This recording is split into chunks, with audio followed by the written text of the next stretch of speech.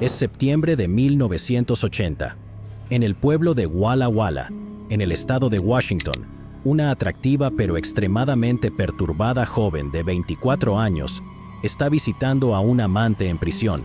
El apuesto recluso, el objeto de adoración de la mujer, pasa discretamente un viejo libro a través de la barata mesa de aglomerado. La mujer toma suavemente el libro y, después de despedirse amorosamente, sale de la prisión. Oculto en el libro, hay una gran muestra gelatinosa del semen del hombre. Está envuelto en un guante de plástico atado al final.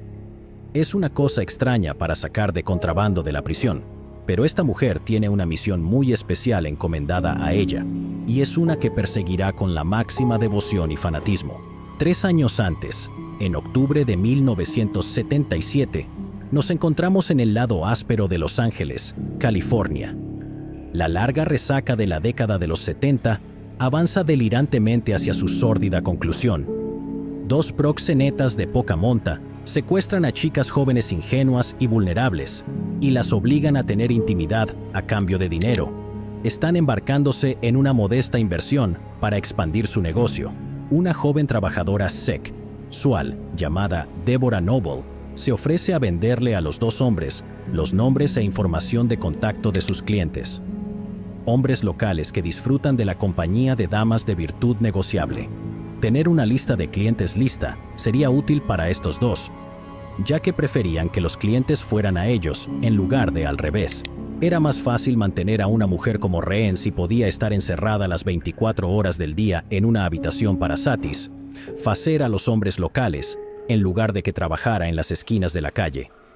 Esto era algo importante a considerar para los 2 hombres. 2 de sus esclavas sexuales adolescentes anteriores habían escapado recientemente. Deborah Noble llegó al apartamento de los hombres con la lista en la mano. Estaba acompañada por una compañera trabajadora sexual, Yolanda Washington, de 19 años.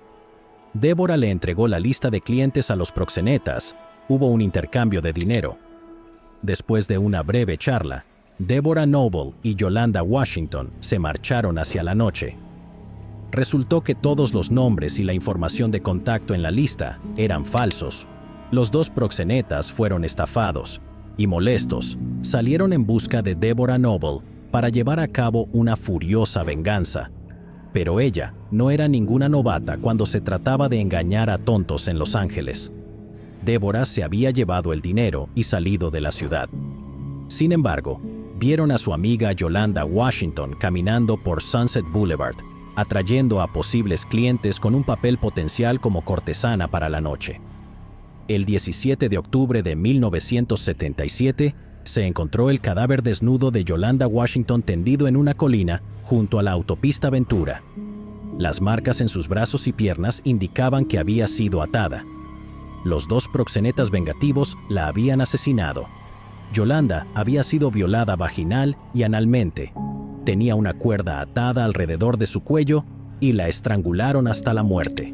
Posteriormente, su cuerpo fue minuciosamente limpiado de todos los rastros de semen, cabellos sueltos y fibras de alfombra, reduciendo las pruebas forenses que podían vincularla a un lugar específico y a los 2 hombres a través de su tipo de sangre, huellas y fibras, e incluso ADN. Sin embargo, los culpables no tenían de qué preocuparse. Yolanda era una trabajadora sexual en Los Ángeles y, en términos de prioridades policiales, estaba muy abajo en la lista. 2 semanas después, el 31 de octubre de 1977, Judith Miller fue secuestrada mientras trabajaba como prostituta en Sunset Boulevard. Pesaba aproximadamente 40 kilogramos. Judith era joven. Fue arrestada por 2 hombres que se hacían pasar por agentes de policía encubiertos. Al día siguiente, en las primeras horas del 1 de noviembre, se encontró un cuerpo desnudo en un vecindario de clase media en Alta Terrace Drive.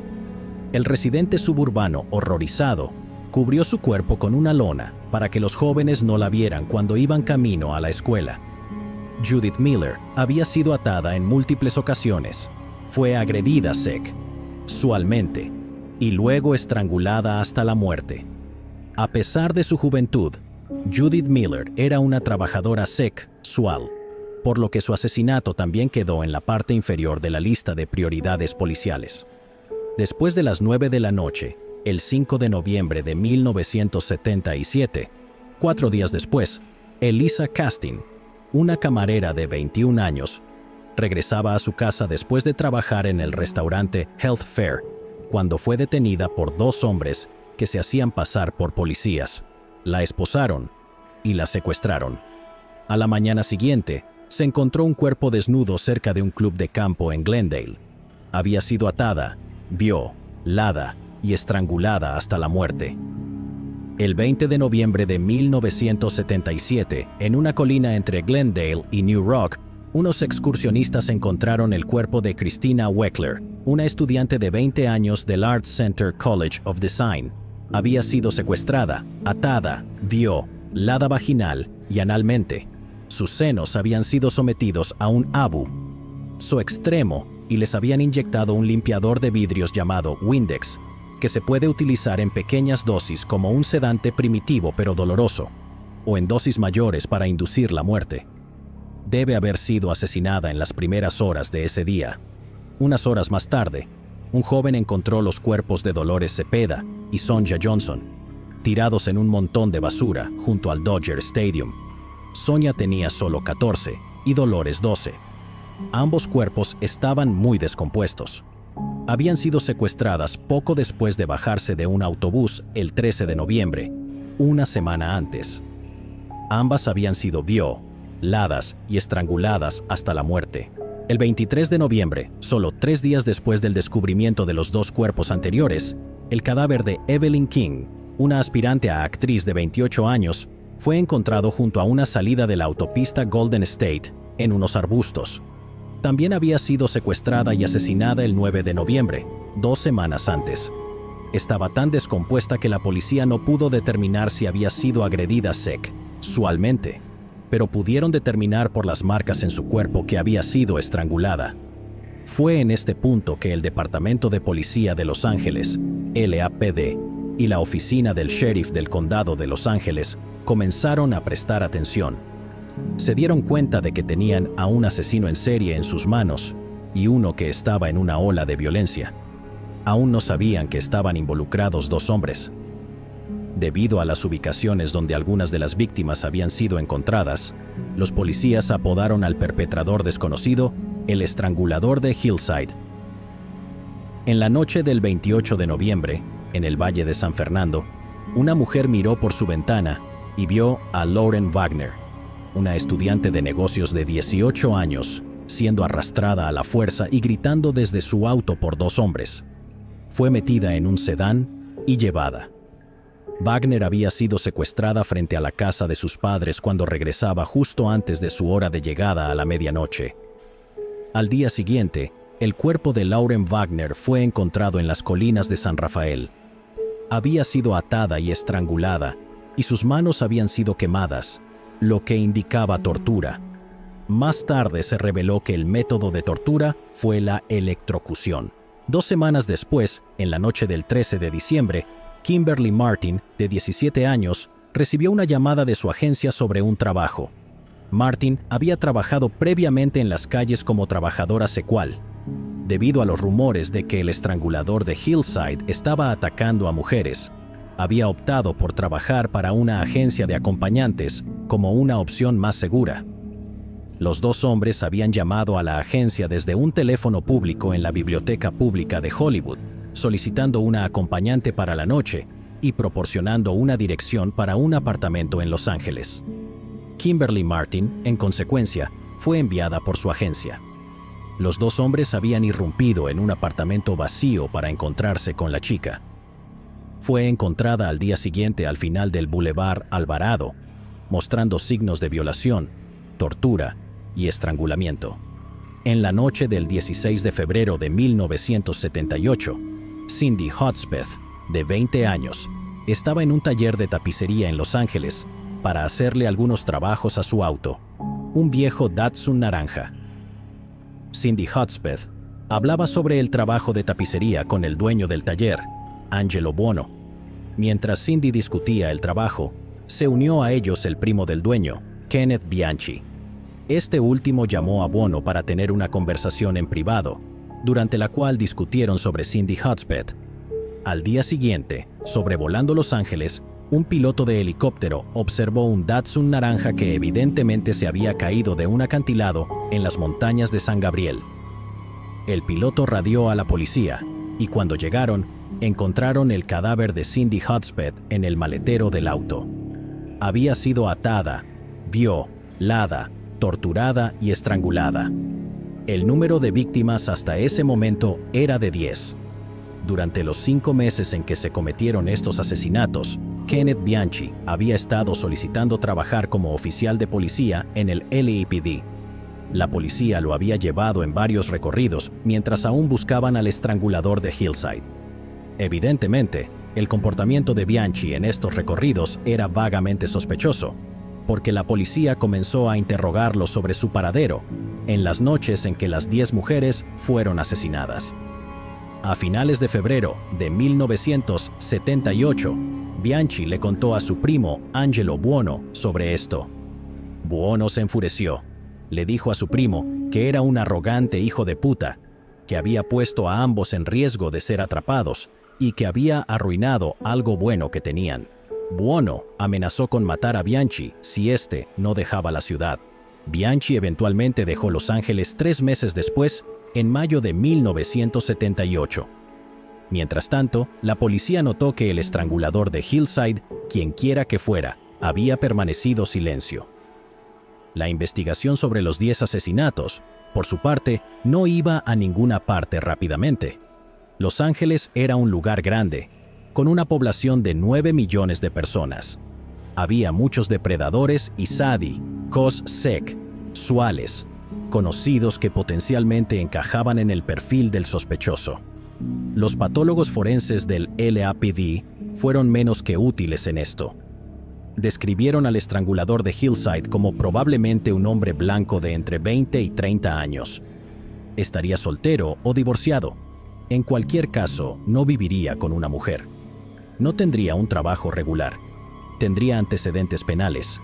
Vendría de una familia disfuncional con una infancia marcada por el abuso, particularmente a manos de mujeres. A lo que el detective del LAPD, Bob Grogan, respondió con sarcasmo: «Genial, gracias.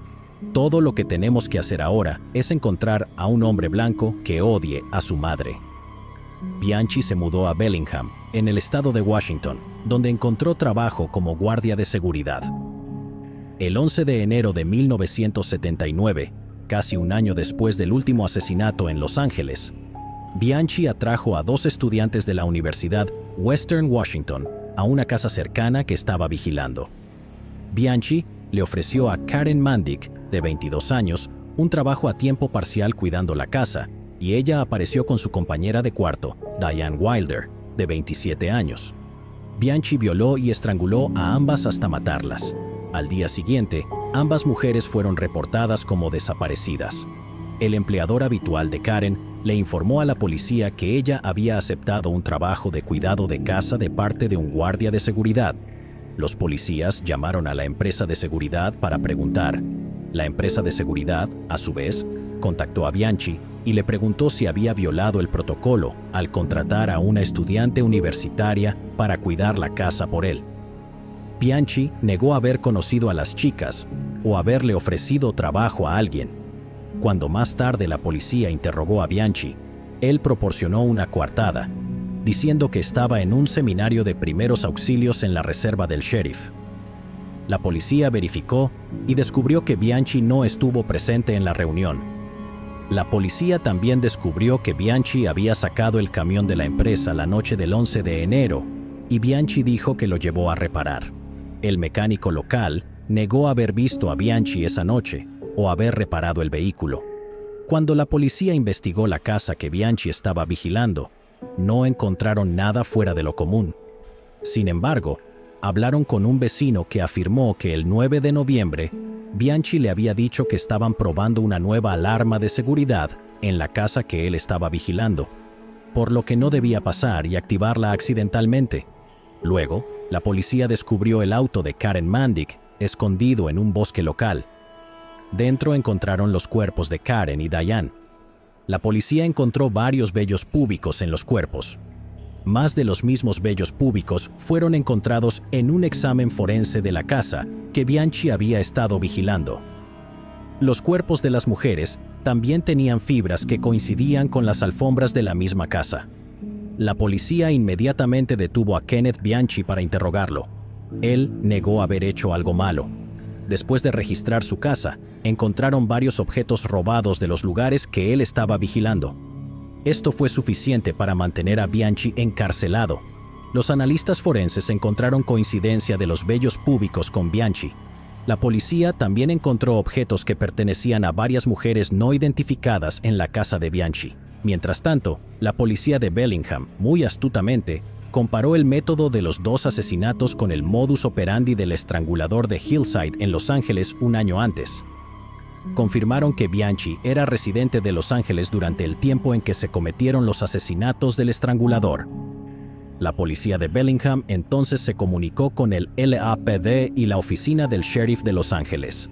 El LAPD publicó una fotografía de Kenneth Bianchi pidiendo cualquier información sobre el hombre en relación con el caso del estrangulador de Hillside. Fueron contactados por David Wood, un abogado que había rescatado a una adolescente llamada Rebecca Spears, quien un año y medio atrás había sido obligada a prostituirse por Bianchi y su primo, el dueño de una tienda de tapicería en Los Ángeles, Angelo Buono. Kenneth Alesso Bianchi nació el 22 de mayo de 1951 en Rochester, Nueva York. Su madre, una prostituta alcohólica, dio al niño en adopción unas semanas después de su nacimiento. Kenneth fue adoptado por Nicholas Bianchi, un trabajador de una fábrica de zapatos, y su esposa Francis. La madre de Kenneth notó que desde una edad temprana el niño era un mentiroso compulsivo. También sufría de convulsiones periódicas. Kenneth tenía un coeficiente intelectual de 116, pero le iba muy mal en la escuela. Fue enviado a una escuela católica privada para mejorar sus calificaciones. El rendimiento de Kenneth mejoró marginalmente. Cuando Nicholas Bianchi, su padre adoptivo, murió de un ataque al corazón cuando Kenneth tenía 13 años, su madre Francis tuvo que trabajar para mantenerlos. Kenneth fue sacado de la escuela privada y enviado a una escuela pública, donde, no obstante, mantuvo calificaciones decentes y una reputación impecable. Bianchi tenía una figura bastante atractiva y no tenía problemas para conseguir chicas en la secundaria. Generalmente salía con varias chicas a la vez. Por otro lado, Bianchi desaprobaba cualquier tipo de comportamiento de sus novias o cualquier tipo de ropa que él considerara indecente.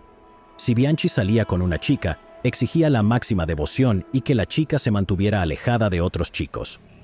Cuando Bianchi se graduó de la secundaria en 1970, se casó con una de estas novias, pero el matrimonio no duró más de unos meses antes de que ella lo dejara y el matrimonio fuera anulado. Kenneth resentía profundamente este rechazo y parecía confirmar todas sus nociones sobre la infidelidad y la deslealtad de las mujeres. Kenneth destacó en la universidad estudiando criminología y psicología antes de abandonar. Luego pasó los siguientes años trabajando como guardia de seguridad y robando cosas de los edificios que protegía. En 1975, cuando Kenneth tenía 24 años, dejó Rochester y se fue a Los Ángeles, donde vivió con su primo de 41 años, Angelo Buono. Y su primo, en resumen, era una verdadera basura. Angelo Anthony Buono Jr. nació en 1934, también en Rochester, Nueva York. En 1939, cuando Angelo tenía 5 años, sus padres se divorciaron. Entonces, Angelo fue llevado por su madre a vivir a Los Ángeles, California, donde ella consiguió trabajo a tiempo parcial en una fábrica. Angelo era un niño problemático y siempre estaba metiéndose en problemas.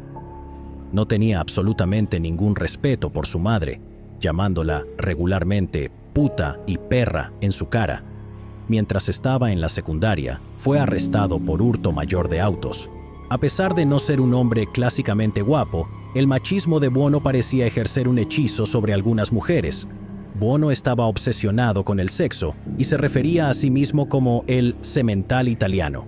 En 1955, un Buono de 21 años dejó embarazada a una chica, se casó con ella y la dejó una semana después.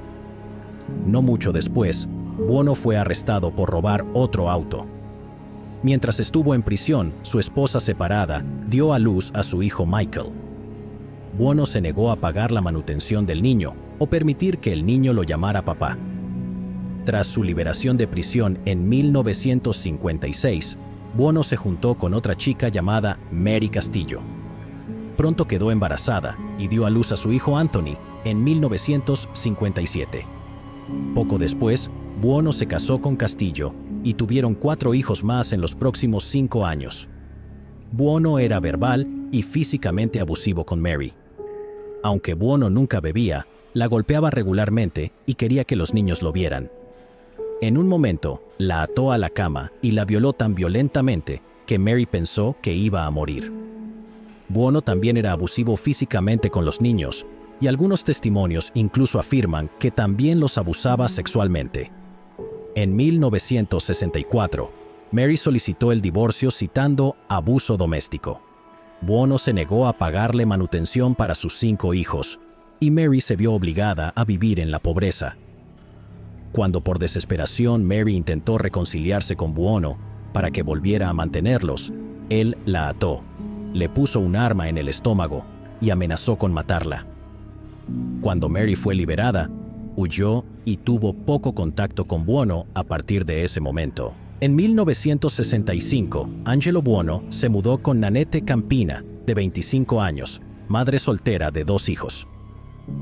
Buono y Campina tuvieron 2 hijos más juntos entre 1965 y 1969, sumando un total de 4 hijos en la familia.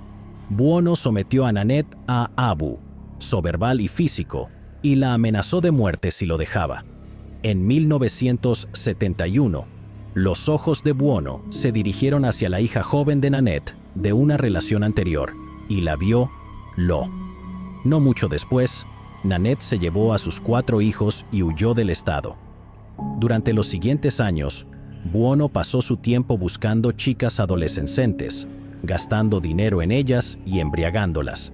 Las marcas particulares de carnalidad de Buono con estas mujeres claramente lo señalaban como un sexual de libro. Se aprovechaba de la juventud y la ingenuidad de las chicas para convencerlas de que esos actos eran normales. Buono también frecuentaba prostitutas y las trataba de manera muy brusca. Buono solicitaba los servicios de una prostituta, cometía actos bastante depravados y humillantes, y luego se hacía pasar por un oficial de policía, mostraba una placa a la trabajadora asustada, amenazaba con arrestarla y recuperaba todo su dinero, obteniendo los servicios sexuales de forma gratuita. En 1975, Buono había ahorrado suficiente dinero para comprar su taller de tapicería en Los Ángeles y se ganó una reputación por hacer un buen trabajo. Su primo de 24 años, Kenneth Bianchi, llegó el mismo año para vivir con él. Buono rápidamente tomó bajo su protección a Bianchi. Al respecto de las mujeres, Buono le dijo a su primo: «No puedes permitir que te superen, ponlas en su lugar». Bianchi estaba escaso de dinero, así que él y Buono decidieron convertirse en proxenetas. Coaccionaron a mujeres adolescentes para que se prostituyeran mediante amenazas y actos de violencia. Esto continuó durante la mayor parte de 2 años. Mientras tanto, Bianchi se mudó a su propio apartamento. En su edificio, vivía una joven universitaria llamada Christina Weckler, que rechazó sus avances sexuales. Unos meses después, en noviembre de 1977, ella se convirtió en una de las víctimas del estrangulador de Hillside. Bianchi se dirigió hacia una mujer llamada Kelly Boyd. Se mudaron juntos en mayo de 1977 y ella quedó embarazada de su hijo. Bianchi le propuso matrimonio a Kelly y ella dudó en aceptar, ya que él era tendente a mentir, robar y ser extremadamente celoso de ella con otros hombres, al punto de ser abusivo. Kelly una vez descubrió a Bianchi perpetrando un fraude. Bianchi se había dado falsas cualificaciones en un negocio de terapia fraudulento en el centro de Los Ángeles. Sin embargo, Kelly se quedó en la relación con Bianchi, esperando que él cambiara.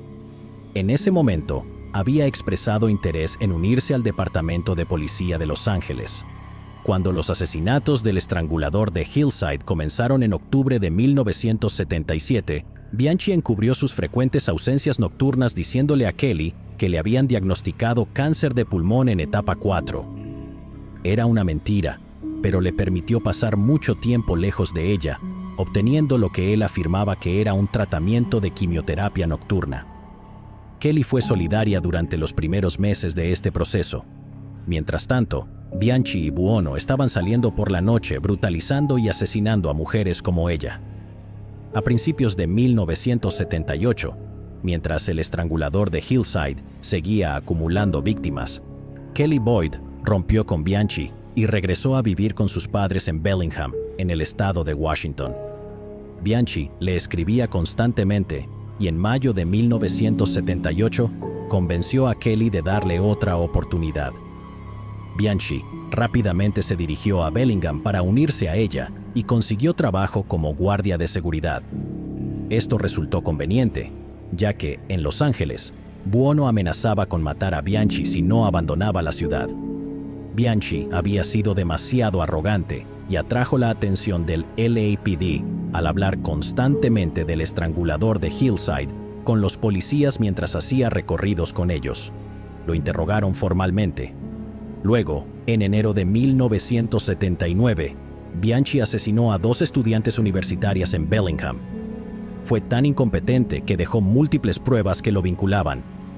Es bastante claro que, en los asesinatos anteriores de Hillside, Angelo Buono había sido el cerebro de la operación. Cuando arrestaron a Bianchi por el asesinato de Karen Mandic y Diane Wilder, afirmó tener amnesia y no recordar nada de lo que sucedió la noche del 11. Varios objetos que Bianchi tenía en su posesión fueron rastreados hasta las víctimas del estrangulador de Hillside. En ese momento, Bianchi inventó la mentira de que tenía múltiples personalidades. Una de esas personalidades, Steve, había cometido los asesinatos. Bianchi afirmó que Steve no solo había matado a Karen y a Diane en Bellingham, sino que también había llevado a cabo los asesinatos en Los Ángeles con su primo Angelo Buono. En ese punto, Bianchi no tuvo problema en culpar a su primo si eso significaba que él podría evitar la cadena perpetua o ser declarado demente.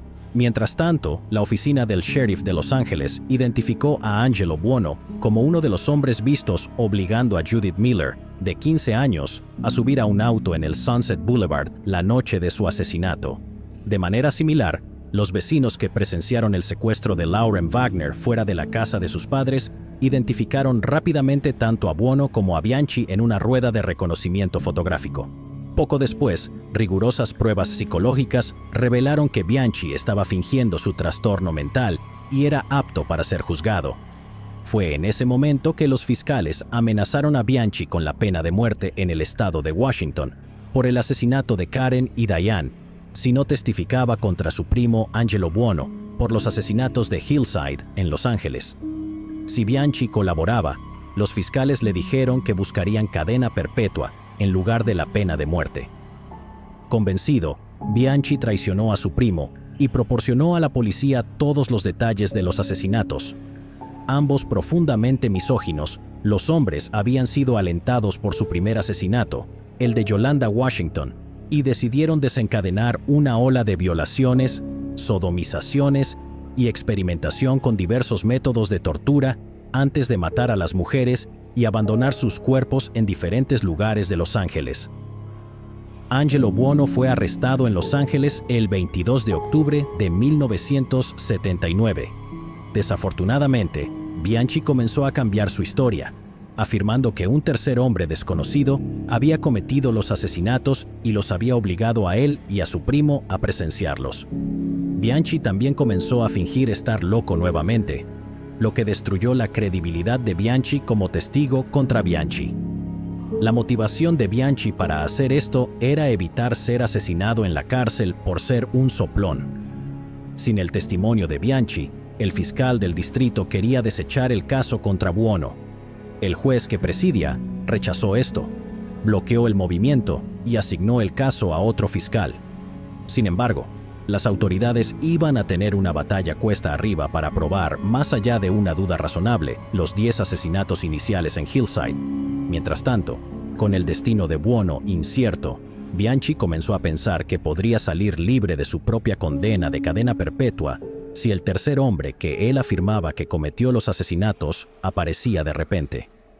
Si otro asesinato ocurriera a Hillside mientras Bianchi estaba en prisión y Buono estaba en juicio, seguramente los exculparía a ambos. Y fue durante la maquinación de este plan que Bianchi conoció a una inesperada aliada. Verónica Lynn Barrera de Campero nació en 1956, hija de un padre inmigrante mexicano y una madre estadounidense de ascendencia británica. Su padre era un empresario adinerado con presuntos vínculos con los cárteles de drogas mexicanos. Era Abu, Bo con la madre de Verónica y constantemente le era infiel. Verónica afirmó que cuando joven su padre comenzó a abusarse sexualmente de ella. El hombre también sometía a Verónica y a sus hermanos a golpizas brutales. La miserable crianza de Verónica se vio exacerbada por su trastorno renal de por vida, que la mantenía entrando y saliendo del hospital y atrapada en numerosos medicamentos fuertes. En 1966, cuando Verónica tenía 10 años, su madre logró obtener el divorcio de su padre, a pesar de que él era un católico tradicionalista. La madre de Verónica ganó el divorcio por las numerosas aventuras extramatrimoniales de su padre. Poco después, el padre de Verónica dejó la ciudad en desgracia, pero mantuvo contacto con sus hijos. Según Verónica, su hermano mayor se convirtió en el jefe del hogar y, emulando el ejemplo de su padre, continuó abusando física y emocionalmente de Verónica. A partir de ese punto, Verónica creció en un caótico hogar monoparental, donde había muy pocas disciplinas efectivas. Las drogas entraron en la casa y, desde temprana edad, Verónica las usó para sobrellevar sus traumas pasados y presentes. El padre de Verónica había dejado a la familia en una buena situación económica, pero esto podría haber causado más daño que bien. Como lo expresa Verónica, mis hermanos y yo éramos la burla por ser mitad blancos y mitad hispanos en una comunidad blanca de clase alta. Las drogas se convirtieron en mi salvavidas. Cuando conocí a Ken Bianchi, estaba completamente drogada, vulnerable y distorsionada. En 1968, cuando Verónica tenía solo 12 años, fue violada por un chico mayor. Estaba tratando de encajar con los jóvenes mayores de un vecindario. El agresor era un adolescente mimado del lugar, al que Verónica describió como bastante astuto. Él la engañó para subir a un auto deportivo de lujo que le habían proporcionado sus padres y allí le suministró drogas y la violó. Cansada del abuso y los traumas acumulados, Verónica huyó de su casa ese mismo año. Poco después, fue secuestrada y obligada a entrar en una red de prostitución. La tuvieron cautiva durante varios meses y la torturaron severamente durante su cautiverio. Gracias a la intervención de ciudadanos preocupados de la comunidad local, Verónica por fin logró escapar y regresó a su casa. Para entonces, Verónica había quedado muda, propensa a terrores nocturnos, y estaba muy enferma y débil, pero seguía viva. En 1971, a la edad de 15 años, a Verónica le diagnosticaron cáncer de mama y cáncer cervical. Los médicos le aconsejaron someterse a una histerectomía y a mastectomías dobles. Ella se negó a las cirugías y continuó con tratamientos de quimioterapia y radiación sola. Naturalmente, estos tratamientos la volvieron aún más enferma de lo que su condición renal, traumas y abuso de drogas ya la habían dejado. Afortunadamente, los tratamientos fueron efectivos y lograron que sus cánceres entraran en remisión. Mientras tanto, Verónica decidió quedar embarazada antes de que quedara estéril o que los cánceres regresaran y la mataran. En 1974, al terminar la escuela a los 18 años, Verónica se mudó a Los Ángeles para vivir con su padre. En los años intermedios, él se había establecido como un hombre de negocios bien conectado en los altos círculos de la sociedad de Los Ángeles. Verónica vivió con él por un tiempo en una lujosa casa en las colinas de Hollywood. Fue allí, disfrutando del glamour de un Los Ángeles depredador de los años 70, que una bastante atractiva y frágil Verónica se volvió sexualmente activa de manera compulsiva. En ese proceso fue ayudada por hombres mayores lascivos. Como Verónica dijo, estaba en la edad en que los hombres comienzan a mirarte como si fueras una mujer, pero no lo eres. Sin embargo, salía con los amigos de mi papá. Sus desgracias infantiles la habían dejado delgada, pequeña pero atlética. Tenía un tono de piel oliva y cabello oscuro, un rostro con la estructura ósea notablemente definida de una reina de belleza, contrastado con una nariz ligeramente grande, pero aristocráticamente levantada. Como tal, recibió mucha atención del alegre grupo de amigos mayores y famosos de su padre degenerado, y era Los Ángeles en los años 70. Una cultura de inmundicia sexual explotadora ya se había instaurado. Toda esa situación combinada con el profundo deseo de Verónica de tener un hijo.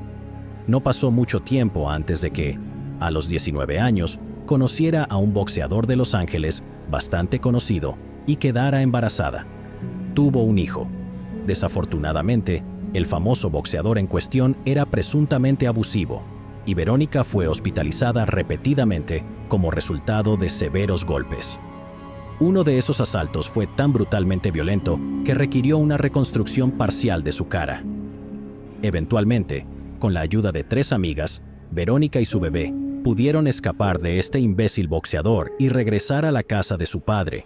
Pero el padre de Verónica era un católico tradicionalista y no toleraría tener a una hija soltera con un hijo bastardo a la vista de sus amigos de la sociedad. Así que le dio a Verónica la opción de casarse con un hombre adecuado de su elección o retirarse y esconderse de todos los eventos públicos. Verónica eligió el matrimonio arreglado. Su padre eligió a un hombre bien conectado de Los Ángeles llamado Compton, quien era algo así como una celebridad local por ayudar con las misiones Apolo de la NASA a la Luna. También era un coleccionista de arte adinerado y asistía a numerosos eventos sociales, e incluso organizaba 1 o 2. Según Verónica, él estaba relacionado con un narcotraficante en México, lo que le daba un suministro constante de marihuana, pastillas y cocaína para adormecer sus sentimientos. En este punto, lidiando con todo lo que ya había pasado, se encontró totalmente drogada por la cocaína. La montaña rusa solo aceleró a partir de ahí. Verónica Compton disfrutó del estilo de vida de la sociedad de Los Ángeles durante un par de años, pero al final no amaba a su esposo. Las fiestas y la promiscuidad tampoco ayudaron. Afortunadamente, el padre de Verónica encontró el divorcio más aceptable públicamente para los amigos de la sociedad que ser una madre soltera, así que se le permitió buscar una separación y al final obtuvo el divorcio. Para el siguiente paso de su vida, Verónica organizó una entrevista con el prestigioso estudio de actuación, el Instituto de Teatro y Cine Lee Strasberg. Fue aceptada en el instituto y pronto se convirtió en pupila de Lee Strasberg en persona, uno de los entrenadores de actuación más destacados del mundo, quien también entrenó a Dustin Hoffman, James Dean, Marilyn Monroe, Jane Fonda, Paul Newman, Al Pacino y a Robert De Niro. Aparentemente la vida de Verónica estaba a punto de dar un giro. Verónica Compton estudió con Lee Strasberg durante 2 años. Sobresalió en la actuación, la escritura y la producción de obras musicales. En 1977, el mismo año en que comenzaron los asesinatos de Hillside, la Verónica de 21 años escribió, dirigió y actuó en su primera obra pública y recibió críticas favorables en los periódicos. En muchos sentidos, ella fue durante un tiempo la nueva sensación en Los Ángeles. También fue seleccionada para papeles principales en producciones cinematográficas y teatrales locales. Verónica Compton apareció en 3 películas y también obtuvo bastantes trabajos como modelo, convirtiéndose en el rostro de la campaña de tequila Two Fingers de Hiram Walker. A pesar de sus talentos en pantalla y sus dones físicos, estaba claro que la habilidad principal de Verónica era como guionista, tal vez debido a su trauma pasado, tal vez debido a su consumo de grandes cantidades de cocaína, tal vez debido a ambas cosas. De cualquier manera, trabajaba regularmente como guionista para una productora de Beverly Hills, como dramaturga para la escena teatral local y también pulía guiones para un estudio en Hollywood. Además de conquistar a la gente en el mundo del espectáculo con sus talentos, Veronica Compton también era extremadamente agradable como persona cálida y emocionalmente sofisticada, y también como una chica fiestera. Hizo amistades rápidas con casi todos, comenzó a salir con prominentes productores y directores de Hollywood, y se hizo amiga de John Sachs, heredero de la fortuna de la familia Rothschild. Se convirtió en discípula de Lawrence Merrick, expresidente del Sindicato de Productores Independientes de la Asociación de Productores de Cine de América. Como dijo su mejor amigo, John Fulton, quien era presidente de la agencia de talentos Philip Morris, unos años después. A todos les encantaba Verónica. Lo que ella hizo fue una atrocidad, pero lo que le han hecho a ella es mucho peor. No tuvieron en cuenta nada y perdimos a una mujer verdaderamente grandiosa. Veronica Compton, la joven y hermosa actriz, modelo y guionista, eventualmente se convirtió en la amante de Nathan Chappell, un magnate de la industria y un hombre lo suficientemente mayor como para ser su padre. Verónica pasó un par de años tratando de convencerlo de que dejara a su esposa por ella. Mientras tanto, a finales de la década de 1970, la cocaína era abundante y se consideraba socialmente aceptable en las fiestas de Hollywood. En ese momento, no se consideraba como algo sórdido o peligroso, porque solo los ricos podían permitírselo. Además, ayudaba a Verónica a mantenerse despierta después de fiestas nocturnas con sus amigos mientras intentaba escribir sus guiones con fechas límite. El único efecto secundario menor era el insomnio implacable, las alucinaciones y una espiral hacia la locura. Luego, a principios de 1980, cuando Verónica tenía solo 24 años, comenzó a trabajar en una nueva obra de teatro llamada The Mutilated Cutter. Verónica quería que la obra tratara sobre una asesina en serie femenina y quería que el guión se sumergiera profundamente en la psique torturada de ese personaje. Sin embargo, Verónica carecía de una referencia para escribir sobre ese personaje. Había sufrido la mayor parte de su vida como víctima de los crímenes y abusos de otras personas, y no tenía mucha experiencia como depredadora, especialmente de tipo patológico, psicótico y letal. Fue entonces cuando Verónica se enteró de que Kenneth Bianchi, uno de los estranguladores de Hillside, estaba en prisión, y su testimonio tenía un gran peso en el juicio de su cómplice, Angelo Buono. La hibristofilia es una profundamente delirante, autodestructiva y psicológicamente arraigada parafilia o inclinación sexual desviada, en la que una persona desarrolla una obsesión sexual profunda por alguien que ha cometido un crimen. Lejos de ser simplemente una persona que está románticamente involucrada con un criminal, un hibristofílico se excita con la idea de que otra persona participe en actividades deshonestas o violentas, y con tales pensamientos alcanzan el orgasmo durante las relaciones sexuales o la masturbación. El objeto de las afecciones de un hibristofílico puede estar libre o en prisión. Pueden conocer personalmente al criminal o simplemente conocerlo por su reputación. El trastorno es lo suficientemente común como para que muchos criminales reciban cartas de admiradores de docenas de personas que declaran sentimientos de lujuria o amor. En el caso de estos últimos, la inversión romántica del hibristofílico en un criminal suele ser obsesiva, lo que conduce con frecuencia al hibristofílico a adoptar el código moral del criminal o la falta del mismo. El término popular para hibristofilia es el síndrome de Bonnie y Clyde, aunque no está claro si Bonnie Parker realmente se excitaba sexualmente al cometer delitos con Clyde Barrow, o si simplemente era su pareja romántica, la cual simplemente estaba allí para el paseo, o si ella misma era una sociópata despiadada. La mayoría de los casos de hibristofilia se limitan a escribir cartas románticas o pornográficas a presos en prisión. A estos individuos se les conoce como groupies de prisión, en el mismo sentido en que uno puede fantasear con un actor o un músico. Las groupies de prisión constituyen la mayoría de los casos.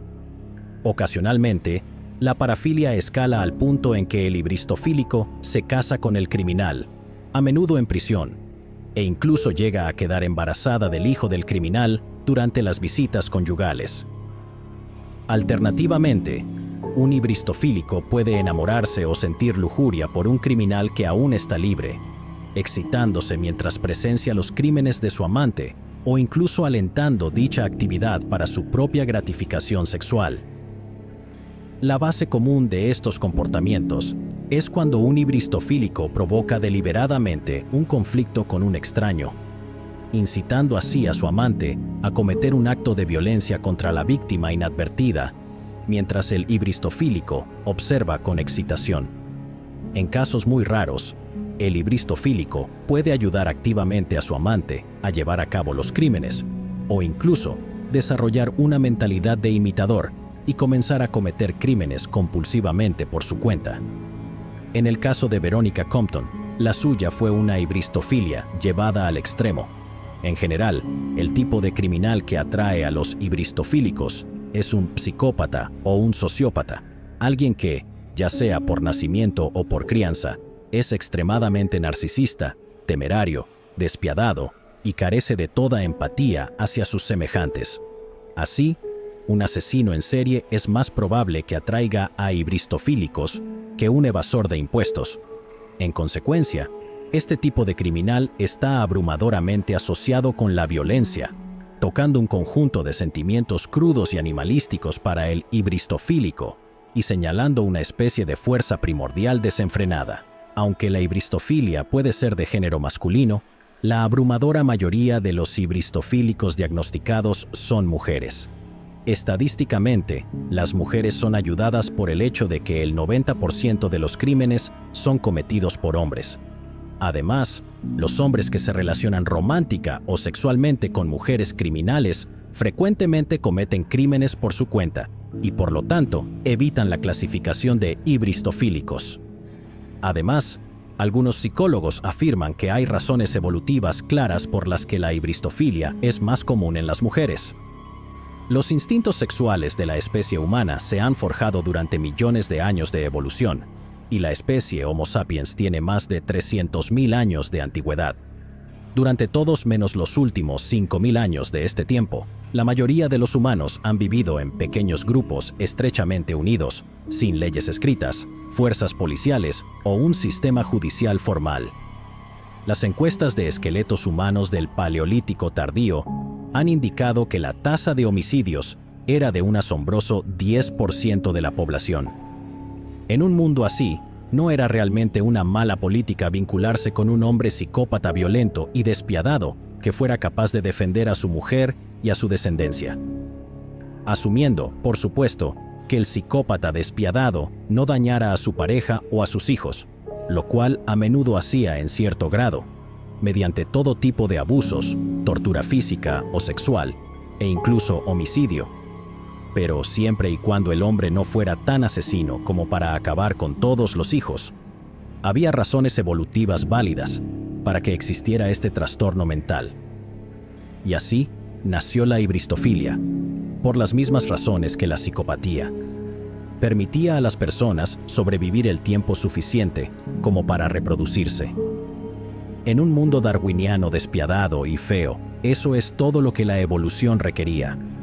Y aunque la psicopatía es uno de los trastornos mentales comunes más preocupantes, con un estimado de 1 a 5% de la población humana presentando psicopatía primaria o secundaria, se estima que existe al menos un número igual de ibristofílicos, o quizás más.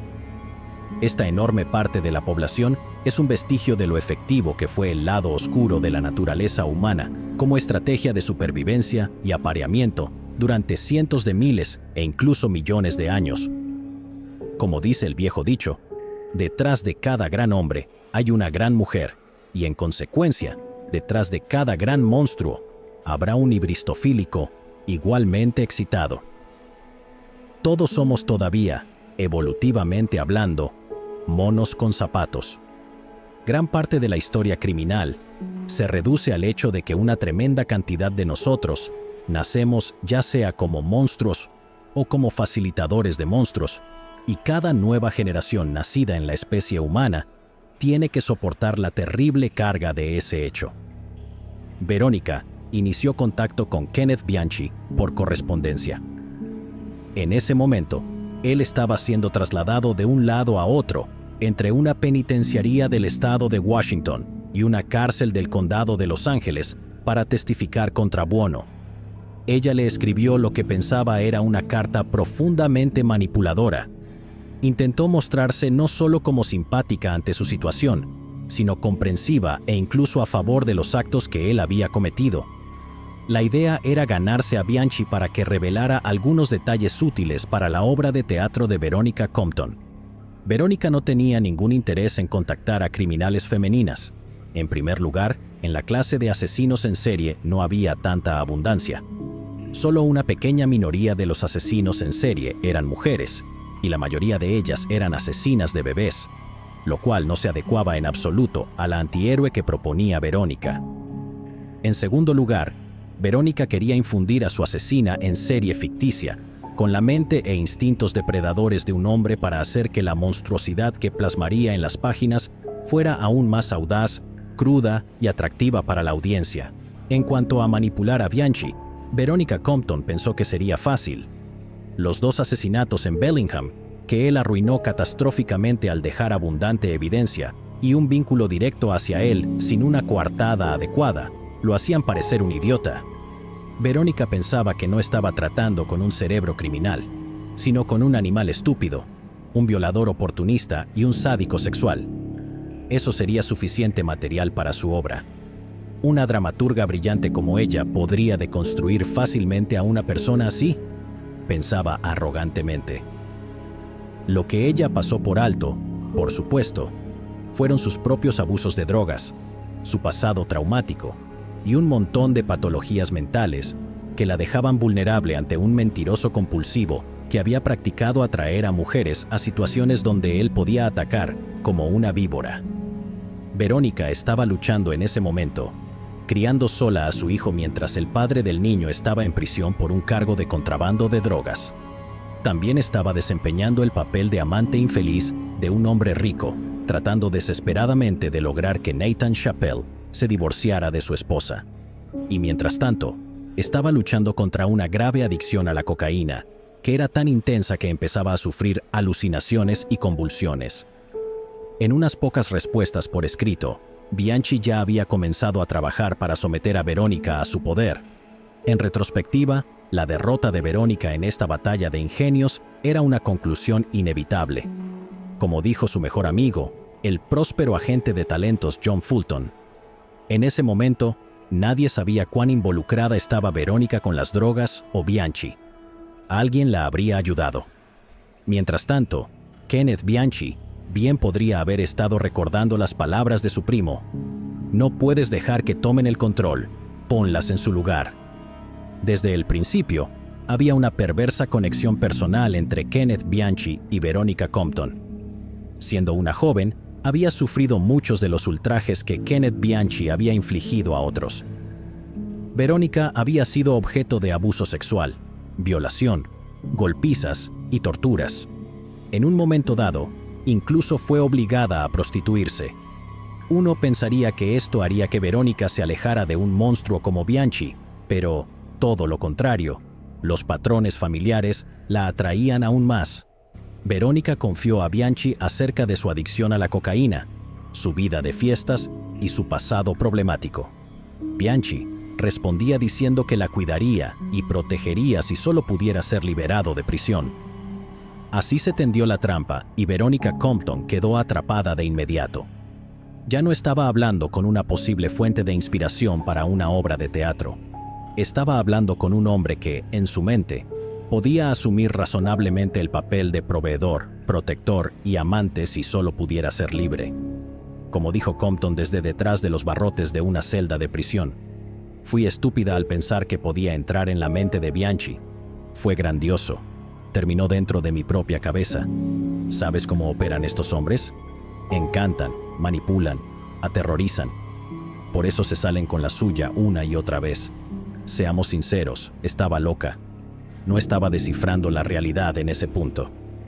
Sinceramente, no estaba asumiendo la responsabilidad de lo que estaba haciendo. Estaba decidida a mantener esa fachada para hacer que Kenneth pensara que yo era como él, para que hablara conmigo. Eventualmente, Bianchi y Compton se conocieron cara a cara. Bianchi solo era 5 años mayor que Verónica, aún tenía 29 años. Tenía un rostro masculino fuerte y una confianza fácil que proyectaba un sutil vigor sexual. Seamos sinceros, según Verónica Compton, Bianchi era guapo, era un ejemplar, y el hecho de que fuera capaz de tanta violencia y brutalidad no era un obstáculo, todo lo contrario, incluso le atraía.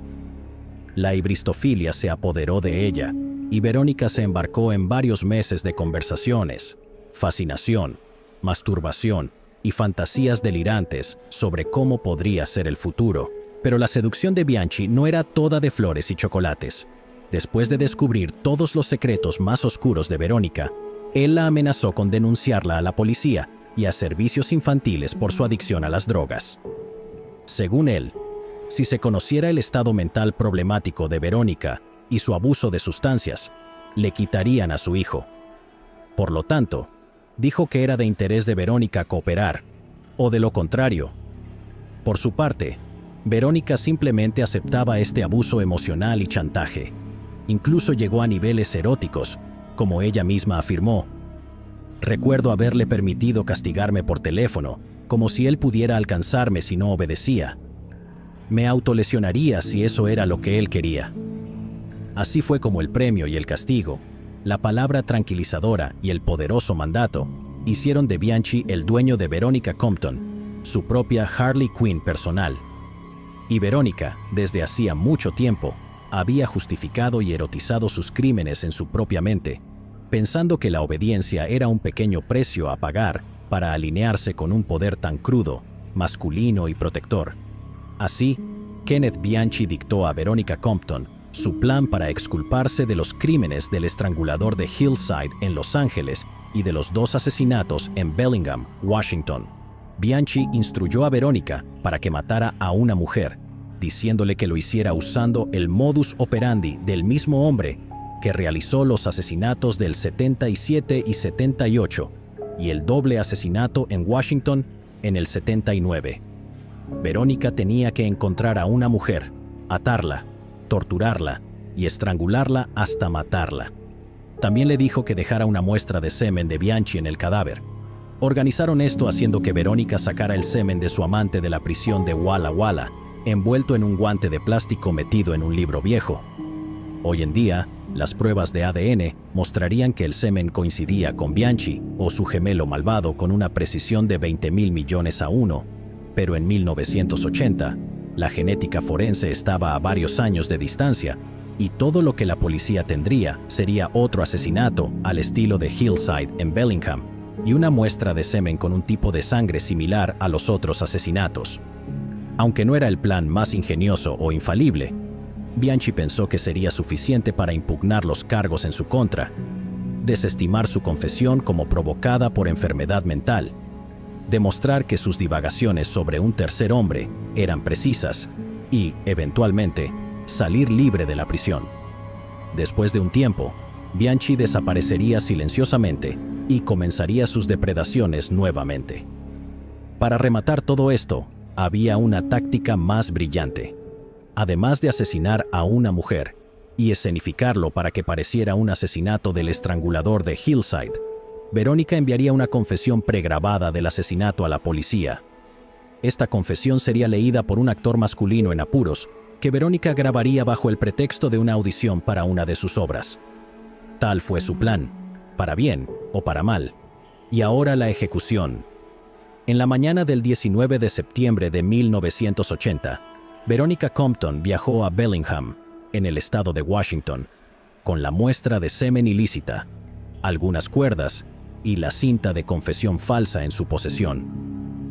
Bellingham era la ciudad donde Bianchi había sido arrestado por el asesinato de 2 estudiantes universitarias en 1979, y su lógica era que, si ocurría un asesinato al estilo Hillside en Bellingham, implicaría que la policía había arrestado al hombre equivocado y que el asesino todavía residía en la ciudad, y que Bianchi simplemente estaba loco por confesar. Lo que Compton necesitaba hacer era encontrar a una mujer, cualquier mujer, y matarla. A estas alturas, Compton estaba drogada y completamente bajo el hechizo de Bianchi. Como la propia Verónica lo expresó, a medida que me deterioraba, él se hacía más fuerte. Sabía que me tenía alguien para hacer su voluntad. Compton llegó al bastante sórdido motel Shangri-La del centro de la ciudad. Se instaló, aspiró unas líneas de cocaína y se puso su disfraz. Verónica cubrió su cabello oscuro con una peluca rubia y se puso unas gafas. También se colocó una almohada debajo de la camisa para hacerse pasar por embarazada. Cualquier cosa para desviar una descripción precisa de cualquier testigo que pudiera verla esa noche. Estaba extremadamente agitada y repasó el plan en su cabeza una y otra vez, para citar: «Era importante que yo creara una patente asesina. Ken me había explicado la manera precisa de atar la cuerda 100 veces. Tenía que parecer que el estrangulador de Hillside lo había hecho o no quedaría libre». La nerviosidad de Compton se debía al miedo de ser atrapada, la paranoia provocada por el abuso de las drogas y, sobre todo, el miedo de decepcionar a su amante. Su agitación tenía muy poco que ver con la perspectiva de acabar con la vida de otro ser humano. Para este punto, Compton había sido completamente conquistada por la visión del mundo de Bianchi, que justificaba el tratar a mujeres inferiores y zorras como simples objetos para ser torturados y eliminados, no como Compton, la hermosa guionista. Ella era de calidad y, dado que era una mujer superior, ¿por qué no unirse a la diversión? También parecía, según sus comunicaciones, que Compton también se entregaba hasta cierto punto a una macabra sed de sangre y fantasías sexuales perturbadoras. Ella se deleitaba, al menos en teoría, en el sufrimiento y la muerte de los demás. En resumen, en este punto, Compton era un ser humano gravemente trastornado. Como ella misma dijo, «Fue toda mi vida antes de esa noche lo que me permitió volverme tan sádica durante ese tiempo». Después de un largo periodo de tiempo drogándose y masturbándose en la habitación del motel y preparándose mentalmente para cometer un asesinato, Verónica Compton salió a la casa en busca de un objetivo adecuado. Después de un día buscando, evaluando a cada mujer que veía, sopesando los riesgos y las recompensas de hacer un acercamiento, nada parecía adecuado. Pero Verónica no tenía prisa. Se quedaría en Bellingham hasta que el trabajo estuviera hecho. Si tomaba días o incluso semanas, iba a encontrar a una mujer y la iba a matar. A las 10 de la noche, Compton terminó en un bar de cócteles donde vio a Kim Breed, de 26 años. Era trabajadora de mantenimiento en el Departamento de Parques y Recreación de Bellingham, y dado que era madre soltera con hijos a su cargo, algunas noches trabajaba como mesera en el bar. Compton se sentó en su cabina y la observó en silencio. Por supuesto, el modus operandi de Compton no podía seguir al pie de la letra el del estrangulador de Hillside. Bianchi y Buono usualmente se hacían pasar por oficiales de policía y montaban un arresto falso o simplemente agarraban a una mujer en la calle y la arrastraban al auto. Verónica Compton estaba sola y no tenía la misma fuerza que le permitiera dominar a otra mujer. En cambio, Verónica le sonrió a Kim Breed y entabló una conversación con ella, usando el típico encanto que le había ganado a tantas personas en su vida. Según las instrucciones directas de Bianchi a Compton, Ken me dijo que fuera lo más accesible posible. Me refiero a esos días en referencia a Ken Bianchi como los días de mi maestro. Ni Kim ni yo éramos vírgenes, pero ella era, no obstante, inocente e ingenua. El carisma de Verónica Compton funcionó. Kim Breed se enredó en una larga charla con ella mientras atendía las mesas.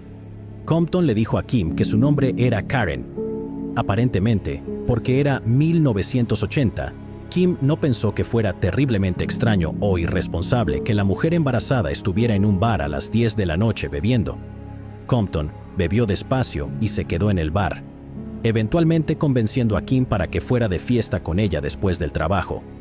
Le ofreció buena compañía y drogas fuertes como incentivos. Después de una hora, el turno de Kim terminó y las dos se dirigieron hacia la noche. Las dos mujeres tomaron el auto de Kim. Su primera parada fue una tienda de comestibles. Kim necesitaba comprar algo de comida para sus hijos. También compraron algo de licor. La siguiente parada fue en la casa de Kim para dejar las compras. Sus hijos ya estaban dormidos. Luego, Kim y Verónica condujeron un rato, bebiendo de una botella de licor y esnifando un poco de cocaína del tablero del auto. Las dos mujeres luego fueron a un club de baile local donde pasaron unas horas bailando con algunos otros amigos de Kim. Cuando Kim y Verónica salieron del club de baile, ambas estaban muy ebrias.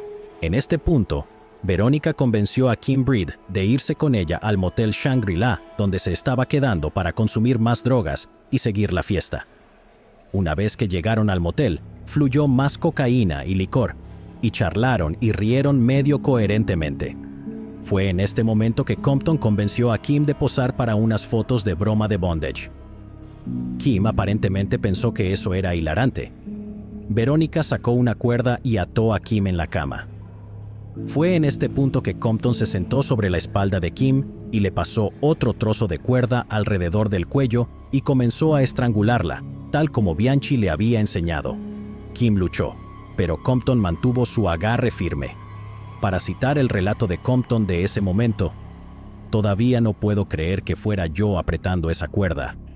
No era yo en todos los sentidos excepto físicamente. No, eso no es exactamente.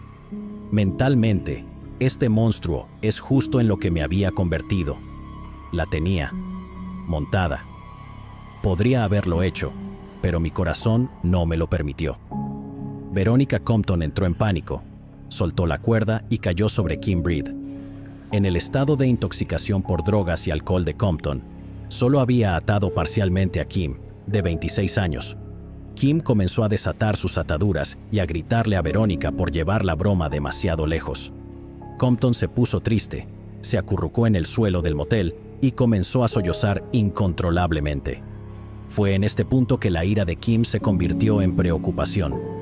Compton estaba en el suelo en histeria. Kim le preguntó a quién podría haber sido su asesina, si estaba bien. Compton le dijo que estaría bien y la despidió con un gesto. En ese momento, Kim Breed salió de la habitación del motel. Varios minutos después, Verónica Compton dejó de llorar. Salió tambaleándose por la puerta de su habitación y fue en una búsqueda sin rumbo y con los ojos llorosos de Kim Breed para terminar el trabajo antes de desmayarse en unos arbustos cercanos. Mientras tanto, Kim Breed, que también estaba borracha de licor y cocaína, fue a buscar a su novio y regresaron al motel Shangri-La, posiblemente para que el novio de Kim golpeara a Verónica. Reingresaron a la habitación de Compton, la encontraron abandonada y tuvieron sexo en la misma cama donde momentos antes Kim casi había sido asesinada. Poco después, algunos otros huéspedes del motel encontraron a Verónica Compton tirada en los arbustos. La despertaron y le preguntaron en qué habitación se hospedaba. Los amables desconocidos luego escoltaron a la desorientada mujer de vuelta a su habitación para que pudiera pasar lo que había consumido esa noche. Allí, Compton encontró a Kim y su novio teniendo sexo en su cama. Ellos desistieron, y Kim, aún indignada con Compton por llevar la broma demasiado lejos, se negó a mirarla. El novio se fue poco después. Compton se desmayó en su cama y se despertó varias horas después, al final de la mañana del día 20, sintiéndose terrible. Kim Breed, mientras tanto, sin estar plenamente consciente de lo que había sucedido la noche anterior, no reportó el intento de asesinato a la policía. Verónica Compton se quedó en la cama unas horas y se hizo otra raya de cocaína para darse un impulso de energía para el día, superando sus síntomas de abstinencia y su enorme resaca. No obstante, estaba entumecida y no completamente consciente de lo que estaba haciendo. Compton fue al aeropuerto y compró un boleto para San Francisco. En el aeropuerto de San Francisco, Verónica envió la cinta de confesión falsa a la policía de Bellingham, a pesar de que no había ocurrido ningún asesinato. Luego, Verónica Compton empezó a acercarse a extraños y a balbucear sobre cómo el estrangulador de Hillside andaba suelto. Estaba tan desorientada y agresiva que tuvieron que llamar a seguridad para calmarla. Cuando Compton fue retenida por la seguridad, le tomaron una fotografía. Verónica fue liberada y pasó las siguientes 24 horas durmiendo y pasando su estado de confusión inducido por las drogas en una habitación de hotel en San Francisco. Luego, tomó otro vuelo a Los Ángeles, regresó a su residencia y se reunió con su hijo. Unos días después, la policía de Bellingham recibió la cinta de confesión falsa por correo. El hombre en la cinta decía que Kenneth Bianchi era un hombre inocente e indicaba que el reciente estrangulamiento de una mujer en Bellingham probaba que él, el estrangulador de Hillside, seguía vivo y en libertad. El hombre en la cinta describió el asesinato de la mujer no identificada, su atadura, violación y tortura y estrangulada, aunque no hubo ningún asesinato en Bellingham en ese momento. La policía hizo un llamado al público buscando información sobre lo que presumían era el cómplice de Kenneth Bianchi. También divulgaron los detalles del supuesto asesinato mencionado en la cinta. Kim Breed escuchó el anuncio. El modus operandi que describió la policía sonaba vagamente familiar a lo que Verónica Compton había intentado hacer en el Shangri-La. De repente, Kim se dio cuenta de que no había sido solo una broma que se había llevado demasiado lejos, sino que casi había sido asesinada por una persona loca y drogada. Así que contactó a la policía. La policía de Bellingham entrevistó a Kim Breed, quien describió a Compton como una mujer de cabello oscuro, cuya peluca se había caído durante la lucha y que parecía fingir un embarazo. En Bellingham rápidamente vincularon la descripción real de Compton con la fotografía de una mujer que había causado un alboroto en el aeropuerto de San Francisco unos días antes, que divagó sobre el regreso del estrangulador de Hillside. Kim Breed posteriormente identificó a Compton a partir de esa fotografía. El 2 de octubre de 1980, Verónica Compton fue arrestada en su residencia en Los Ángeles por intento de asesinato. No fue, por decirlo menos, un crimen bien ejecutado. Compton no cometió el asesinato y dejó escapar a Kim Breed, pero por haber enviado la cinta y asustarse en el aeropuerto, llamó la atención de la policía. Si Verónica no hubiera estado drogada y actuado como una idiota, Kim Breed no habría informado del incidente y Compton nunca habría sido arrestada. La fianza de Verónica Compton se fijó en $500,000, o $1.8 millones hoy, ajustando por inflación. A pesar de la riqueza de su padre y su éxito personal en el mundo del espectáculo, no había manera de que pudiera pagar esa fianza.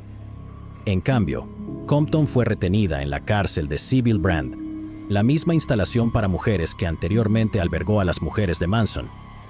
Mientras Compton estaba en Sybil Brand, fue mantenida en una celda al final del pasillo de Carol Bundy, una asesina en serie e hibristofílica que había ayudado en los asesinatos de Douglas Clark.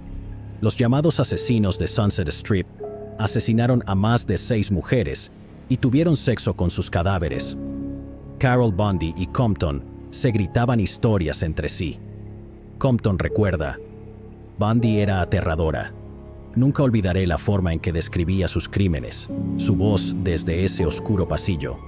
Decapitaciones, ponerse caras, tener sexo con cadáveres.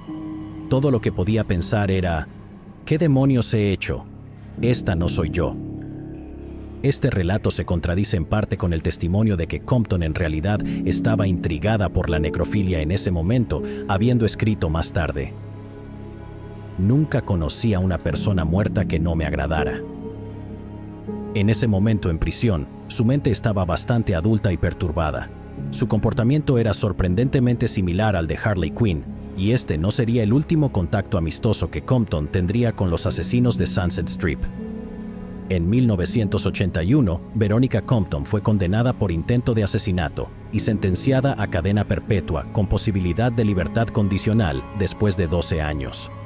Comenzó a cumplir su condena en la prisión de Gig Harbor, en el estado de Washington. En el juicio, Verónica apareció como una figura bastante confundida y demente. La fiscalía se refirió a Compton como extremadamente peligrosa porque era bizarra. El juez dijo que era tan vil que merecía pasar el resto de su vida tras las rejas. Mientras tanto, Kenneth Bianchi, cuyos planes fueron frustrados, permaneció en la prisión de Walla Walla. por el asesinato de 12 mujeres, inicialmente recibió una sentencia de cadena perpetua sin posibilidad de libertad condicional, pero a cambio de testificar contra Angelo Buono, más tarde recibió la posibilidad de libertad condicional después de 30 años, si ya no se le consideraba una amenaza para la sociedad. Mientras tanto, el juicio de Angelo Buono se convirtió en uno de los más largos y tortuosos en la historia de Estados Unidos, durando 2 años, desde noviembre de 1981 hasta noviembre de 1983. Los abogados de Buono lograron separar el juicio por los asesinatos del juicio por múltiples cargos de violación, asalto y prostitución forzada, para que el jurado del juicio por asesinato no escuchara sobre el largo historial de abuso de mujeres de Buono. El juez permitió esto para que Buono no pudiera usar el argumento de un jurado prejuicioso para apelar sus condenas por asesinato más tarde. La fiscalía inicialmente dependía del testimonio de Bianchi, pero cuando este subió al estrado parecía tan loco e inestable que la defensa inmediatamente pidió que se desestimara el caso, llevando sus apelaciones hasta la Corte Suprema de California. Estas apelaciones tomaron más de 1 año. Mientras tanto, debido a la fama o más bien infamia de los estranguladores de Hillside, tomó 3 meses y medio seleccionar un jurado imparcial. Afortunadamente, la fiscalía logró que los cargos de violación, asalto y prostitución forzada se incluyeran nuevamente en el mismo juicio, para que todos los delitos de Buono pudieran ser escuchados y que los asesinatos de los estranguladores de Hillside pudieran colocarse en su contexto adecuado. Buono era un pedazo de basura que había acosado a mujeres toda su vida. Tan decidida estaba la fiscalía a no dejar que Buono se escapara, que el juicio incluyó más de 1000 pruebas y más de 250 personas testificaron. Uno de los testigos en tomar el estrado para la defensa fue Veronica Compton. Ella procedió a contar una historia desquiciada en la que Kenneth Bianchi y ella habían conspirado para incriminar a Buono por asesinato. La corte quedó impactada. Un observador comentó: "La lógica y secuencia de esta conspiración eran imposibles de seguir, y su manera, la de una estrella buscando reconocimiento en un programa de entrevistas de televisión, coqueta, luego dramática, llorosa, risueña, autocariciándose, era mucho más llamativa que su historia de conspiración". Cuando el fiscal interrogó a Veronica Compton, ella anunció con alegría que estaba considerando abrir una funeraria cuando saliera de prisión para poder tener relaciones sexuales con los cadáveres. Verónica luego pasó a enumerar una variedad de actos sexuales que le interesaban, incluyendo la automutilación, hacer daño a otros y la excitación por todo lo macabro. La única otra cosa que la fiscalía logró sacar de ella fue que estaba enojada con Bianchi por convencerla de intentar estrangular a Kim Breed. Finalmente, después de 2 semanas de deliberaciones, el jurado encontró a Angelo Buono culpable del asesinato de Evelyn King, de 28 años, Elisa Castin, de 21, Christina Weckler y Cindy Hudspeth, ambas de 20, Lauren Wagner, de 18, Kimberly Martin, de 17, Judith Miller, de 15, Sonja Johnson, de 14, y Dolores Cepeda, de solo 12 años. Debido a la falta de pruebas, Buono fue declarado no culpable del asesinato de Yolanda Washington, de 19 años. El asesinato lleno de venganza de una acompañante inocente, porque los asesinos no pudieron encontrar a su amiga Deborah Noble. El asesinato de Yolanda había dado inicio al reinado de terror de Bianchi y Buono. Angelo Buono fue sentenciado a cadena perpetua sin posibilidad de libertad condicional. En cuanto a la relación de Veronica Compton con Kenneth Bianchi, hay 2 versiones contradictorias. La propia Compton dijo que tan pronto como no logró matar a Kim Breed y exonerarlo, Bianchi la dejó caer como una papa caliente. Ya no le era útil. Otra versión afirma que Bianchi continuó escribiéndole a Compton en prisión por un tiempo, pero Compton había perdido interés en Bianchi porque se había enamorado de otro asesino en serie, y lo hizo. En 1982, Douglas Clark, el esposo de Carol Bundy, a quien Compton conoció en la cárcel de Sybil Brand, y uno de los asesinos de Sunset Strip le escribió una carta a Veronica Compton. Nuevamente, tenemos dos versiones contradictorias de lo que sucedió. Según la versión de Veronica, dada a un autor de crímenes reales simpático, mientras Compton estaba tras las rejas, Clark se hizo pasar por un estudiante de derecho, expresando interés en el caso de Veronica y preocupación por su situación. En la misma versión, Compton dijo que Clark pronto cambió su historia, afirmando que era un hombre condenado injustamente al corredor de la muerte. Para que su comunicación continuara, sus cartas eran enviadas a través de un intermediario, la casa de uno de los amigos de Clark en Los Ángeles. Clark dirigía sus cartas a esa casa y estas, a su vez, eran reenviadas a Veronica y viceversa. Según Veronica Compton, las cartas discutían únicamente los hechos de su caso y eran, citando, bastante académicas y sin amor. Luego, para sorpresa y consternación de Veronica, Clark dio un giro y anunció públicamente que había estado escribiéndose con Compton y afirmaba que los dos estaban enamorados. La otra versión de la correspondencia entre Clark y Compton, ampliamente difundida y respaldada por periodistas, es algo diferente. No hubo engaño. Clark le escribió a Compton y los dos rápidamente comenzaron a involucrarse en un romance al estilo de una novela de Harley Quinn, con un juego de palabras muy intencionado. El día de San Valentín, Clark le envió una carta con una foto de un cadáver femenino decapitado. En un extracto de su correspondencia, que no pude verificar como auténtico, Veronica le escribió a Clark lo siguiente: «Saco mi navaja de afeitar y, con un rápido movimiento, corto las venas en el pliegue de tu brazo.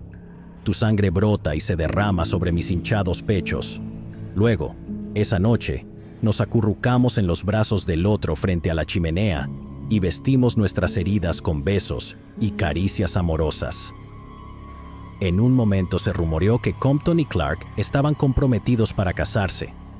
Esta última versión concuerda con la actuación de Compton en la corte, ya que cuando anunció querer comprar una funeraria para tener sexo con los cadáveres, no quería hacerlo sola.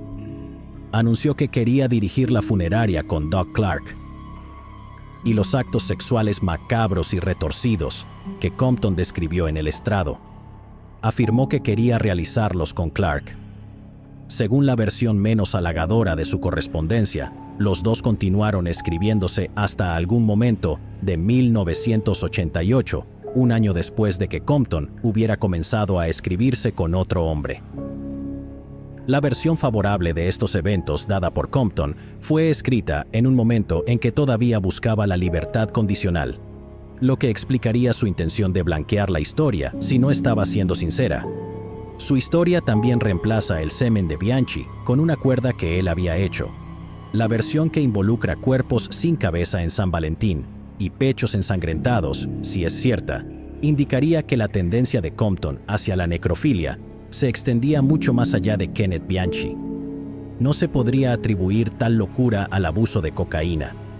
En prisión, Compton no tuvo más remedio que desintoxicarse.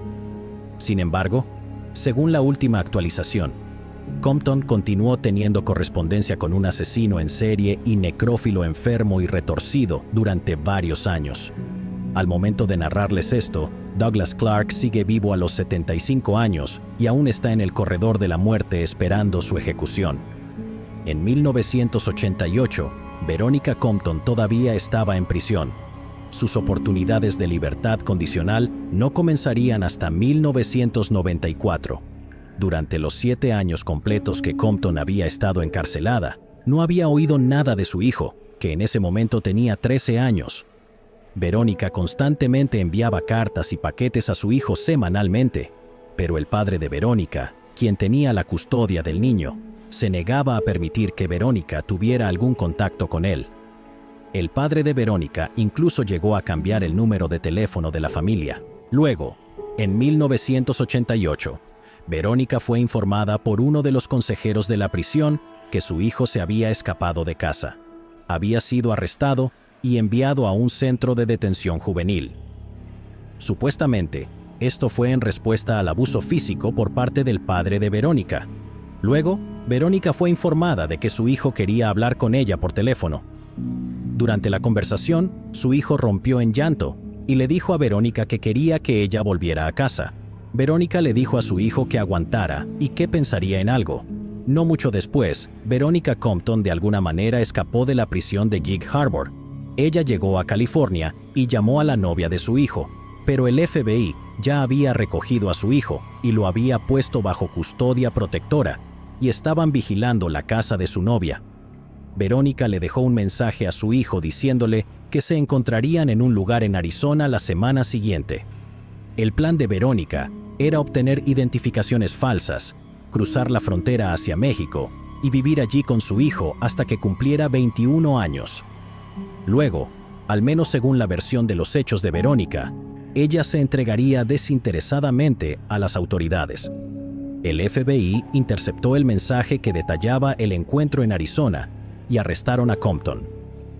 Fue devuelta a la prisión de Gig Harbor y se le agregaron 2 años adicionales a su condena por el escape. No sería elegible para libertad condicional hasta 1996, cuando su hijo realmente tendría 21 años. Lo positivo fue que, a diferencia de los 7 años anteriores, a Compton se le permitió comunicarse con su hijo. Mientras languidecía en prisión, Compton comenzó a investigar el sistema legal de Estados Unidos, especialmente en relación con las delincuentes mujeres. Como tantos reclusos, se convirtió en una abogada de prisión y activista legal.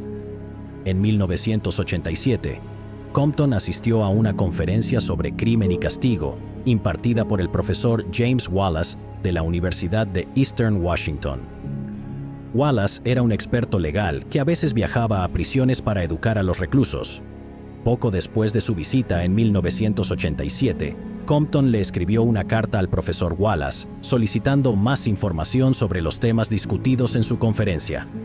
Compton aún era joven y atractiva. Wallace era mayor, estaba casado y tenía deseos sexuales. Las cosas rápidamente se convirtieron en un romance.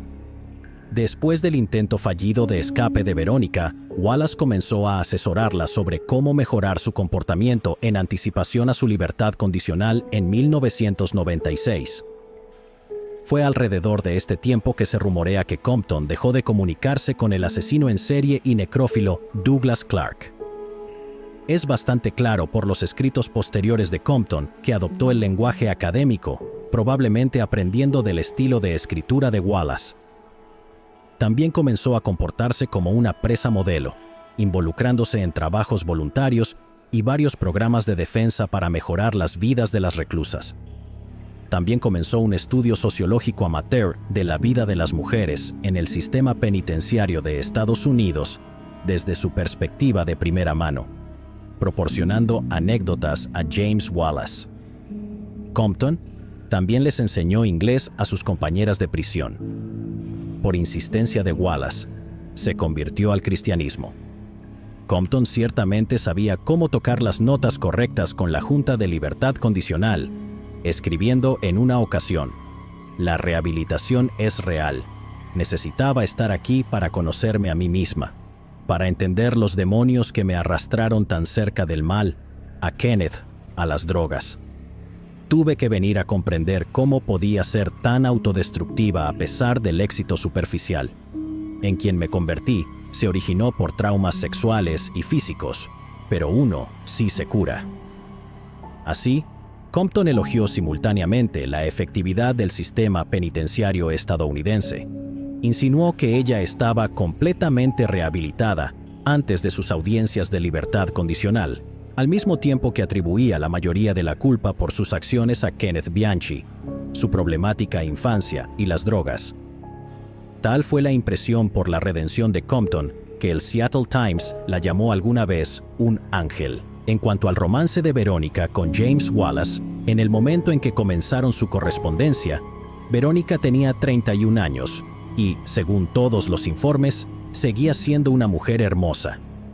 Las fotos tomadas de su tiempo en el gimnasio de la prisión, alrededor de la década de 1990, la muestran en buena forma, con cabello rubio platino y un rostro bastante glamoroso adornado con maquillaje que de alguna manera había obtenido. James Wallace, por otro lado, Tenía 57 años en 1987 y había estado casado con la misma mujer durante 36 años. Wallace afirmó más tarde a los medios que no dejó a su esposa por Veronica Compton, y cito: "Mi propio matrimonio simplemente se disipó, como sucede a veces. Simplemente nos alejamos". Sin embargo, el profesor Wallace permaneció casado con su esposa durante otros 2 años antes de divorciarse en 1989 y casarse inmediatamente con Compton. Algunas personas han acusado a Wallace de ser un hombre raro con hibristofilia en la ironía final de la historia de Veronica Compton. La explicación más simple podría ser que Wallace, de casi 60 años, se sintió atraído por una mujer atractiva a principios de los 30 años, que mostró interés en él, lo que llevó a Wallace a abandonar un matrimonio estancado con una mujer con la que había estado desde 1951. No sería el primer hombre en tener una crisis de mediana edad y fugarse con una mujer mucho más joven. Y no será el último.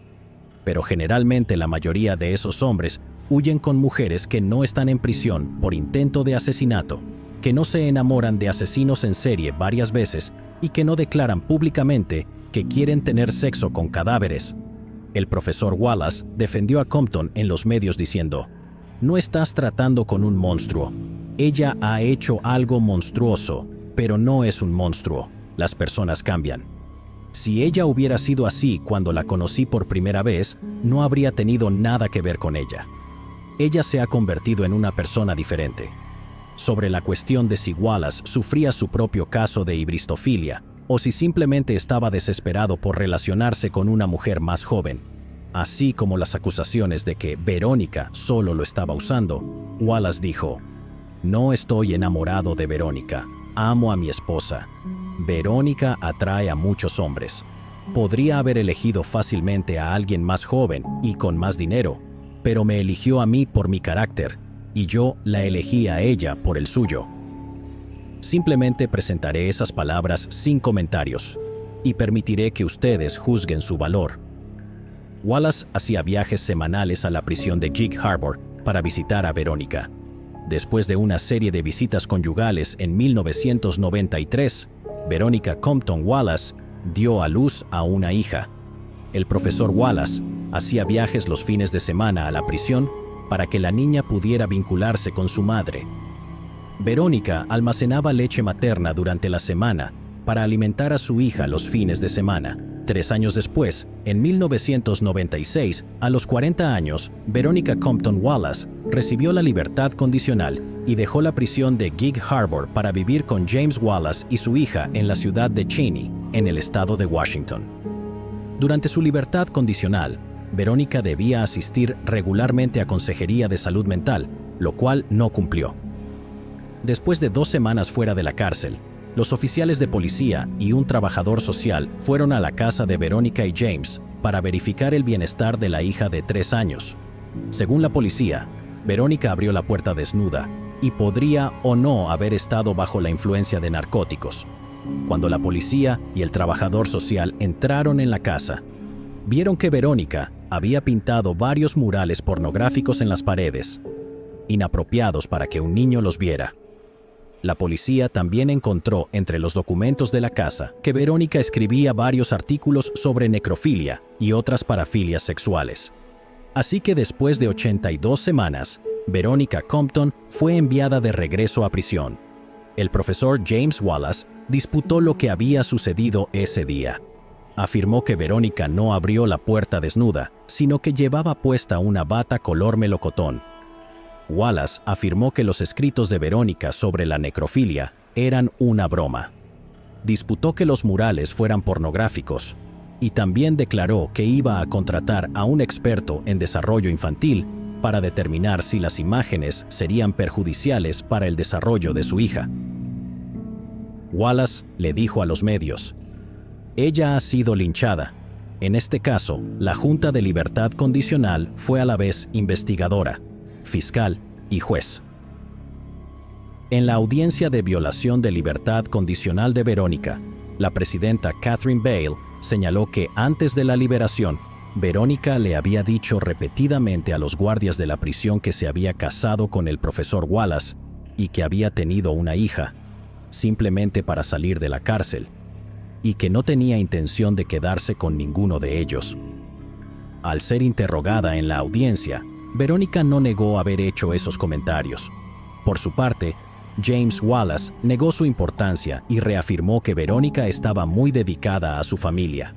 3 años después, en 1999, se le negó la libertad condicional a Verónica Compton Wallace. La Junta afirmó que aún era mentalmente inestable y representaba una amenaza para la sociedad. Ese mismo año, bajo el estímulo del profesor Wallace, Verónica comenzó un proyecto de investigación sobre mujeres en el sistema penitenciario de los Estados Unidos. Entrevistó a sus compañeras de prisión y recopiló muchos datos externos y teorías legales. El libro resultante, publicado en 2002, Comiendo las cenizas, buscando rehabilitación dentro del sistema penal de los Estados Unidos, evita por completo discutir la historia personal de Verónica y se centra completamente en la rehabilitación femenina en abstracto.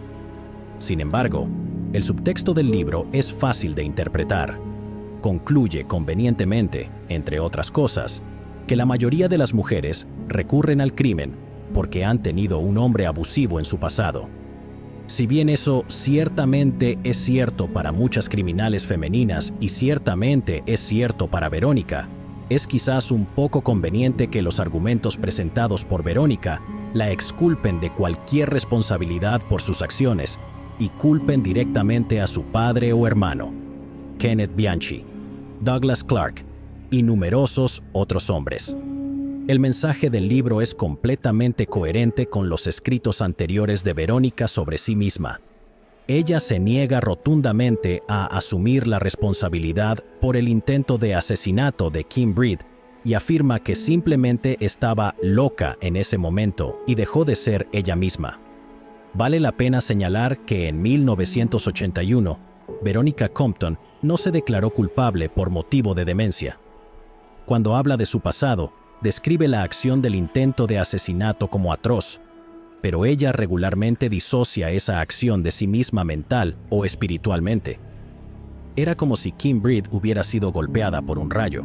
En el 2003, poco después de la publicación de Comiendo las cenizas, Verónica Compton Wallace fue liberada bajo libertad condicional y desde entonces ha logrado mantenerse fuera de la cárcel. Según fuentes disponibles, indican que estuvo casada con James Wallace durante aproximadamente una década antes de que las fuentes en línea se volvieran silenciosas al respecto. Dado que él nació en 1930, es muy probable que esté muerto en estos momentos. Verónica, de 67 años actualmente, ha mantenido un perfil bastante bajo, ocasionalmente publicando imágenes de sus pinturas en línea, lanzando música en internet que, francamente, suena bastante terrible, y experimentando con varias formas de redes sociales. Solía tener una cuenta de Twitter y una página regularmente actualizada en Facebook, pero luego dejó ambas y eliminó la página de Facebook en el 2018.